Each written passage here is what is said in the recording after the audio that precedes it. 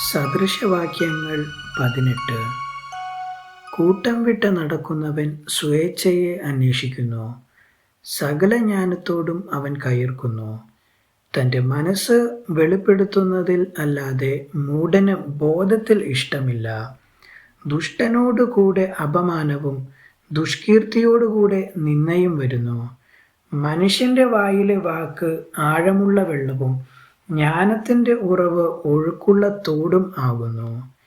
നീതിമാനെ ന്യായവിസ്താരത്തിൽ തോൽപ്പിക്കേണ്ടതിന് ദുഷ്ടന്റെ പക്ഷം പിടിക്കുന്നത് നന്നല്ല.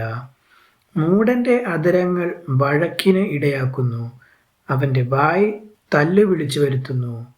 മൂഢന്റെ വായ് അവന് നാശം, അവൻ്റെ അധരങ്ങൾ അവൻ്റെ പ്രാണന് കെണി. ഏഷണിക്കാരൻ്റെ വാക്കു സ്വാദുഭോജനം പോലെ ഇരിക്കുന്നു, അത് വയറ്റിൻ്റെ അറകളിലേക്ക് ചെല്ലുന്നു. വേലയിൽ മടിയനായവൻ മുടിയൻ്റെ സഹോദരൻ. യഹോവയുടെ നാമം ബലമുള്ള ഗോപുരം, നീതിമാൻ അതിലേക്ക് ഓടിച്ചെന്ന് അഭയം പ്രാപിക്കുന്നു. ധനവാന് തൻ്റെ സമ്പത്ത് ഉറപ്പുള്ള പട്ടണം, അത് അവന് ഉയർന്ന മതിൽ ആയി തോന്നുന്നു. നാശത്തിന് മുമ്പേ മനുഷ്യൻ്റെ ഹൃദയം നിഗളിക്കുന്നു, മാനത്തിന് മുമ്പേ താഴ്മ. കേൾക്കും മുമ്പേ ഉത്തരം പറയുന്നവന് അത് ഭോഷത്വവും ലജ്ജയുമായിത്തീരും. പുരുഷന്റെ ധീരത അവൻ്റെ ദീനത്തെ സഹിക്കും, തകർന്ന മനസ്സിനെയോ ആർക്ക് സഹിക്കാം? ബുദ്ധിമാന്റെ ഹൃദയം പരിജ്ഞാനം സമ്പാദിക്കുന്നു, ജ്ഞാനികളുടെ ചെവി പരിജ്ഞാനം അന്വേഷിക്കുന്നു. മനുഷ്യൻ വെക്കുന്ന കാഴ്ചയാൽ അവന് പ്രവേശനം കിട്ടും, അവൻ മഹാന്മാരുടെ സന്നിധിയിൽ ചെല്ലുവാൻ ഇടയാകും. തൻ്റെ അന്യായം ആദ്യം ബോധിപ്പിക്കുന്നവൻ നീതിമാൻ എന്ന് തോന്നും, എന്നാൽ അവൻ്റെ പ്രതിയോഗി വന്ന് അവനെ പരിശോധിക്കും.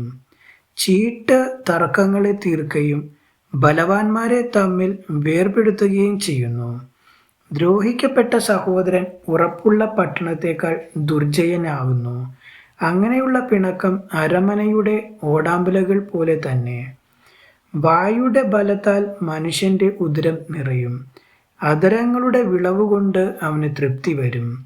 മരണവും ജീവനും നാവിൻ്റെ അധികാരത്തിലിരിക്കുന്നു, അതിൽ ഇഷ്ടപ്പെടുന്നവർ അതിൻ്റെ ബലം അനുഭവിക്കും.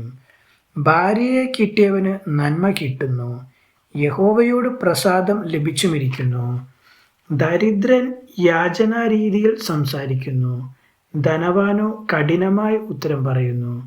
വളരെ സ്നേഹിതന്മാരുള്ള മനുഷ്യന് നാശം വരും, എന്നാൽ സഹോദരനേക്കാളും പറ്റുള്ള സ്നേഹിതന്മാരും ഉണ്ട്.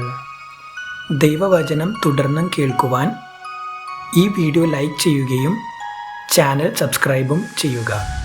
ദൈവം നിങ്ങളെ അനുഗ്രഹിക്കുമാറാകട്ടെ.